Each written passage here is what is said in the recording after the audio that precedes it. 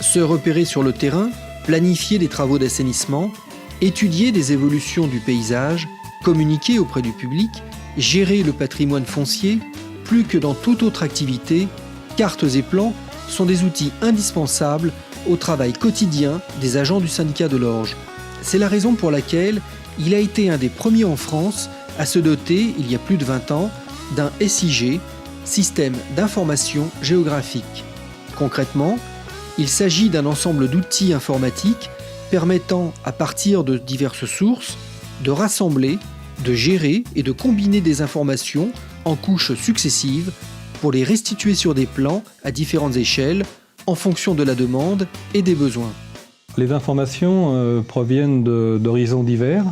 Ce sont soit des fonds de cartes que l'on achète à l'IGN, l'Institut géographique national. Ce sont chez nous aussi des photos aériennes que l'on renouvelle tous les 5 ans en faisant passer un avion au-dessus du territoire.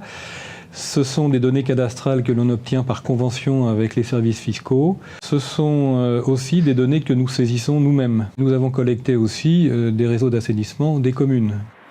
Je suis chargée de l'administration de la base de données du SIG. Je mets à jour les données également sur le terrain avec un outil SIG qu'on appelle mobile. Donc c'est un petit nomade équipé d'un GPS qui permet d'afficher la cartographie sur le pad et en même temps d'avoir un GPS qui fonctionne pour pouvoir se repérer.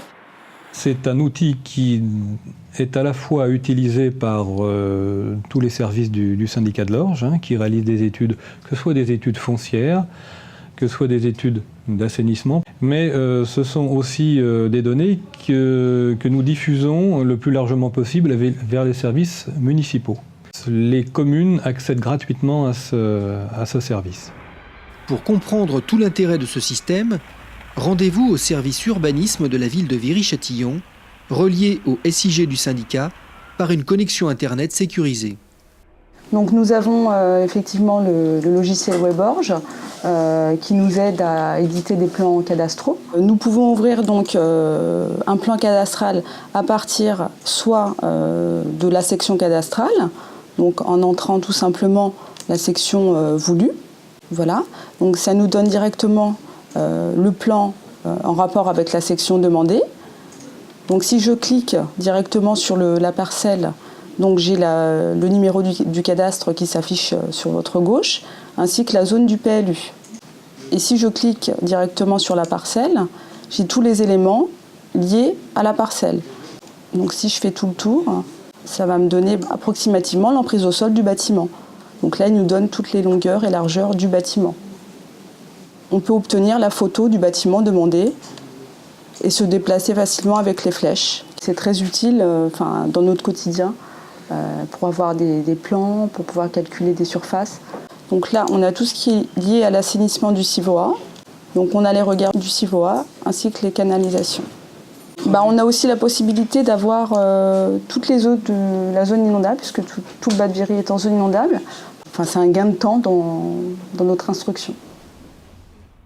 Au cœur même des systèmes d'information géographique, il y a cette notion d'échange et de partage, échange de données et partage de connaissances et d'expériences. Et c'est ce qui donne une dimension assez intéressante à cette matière.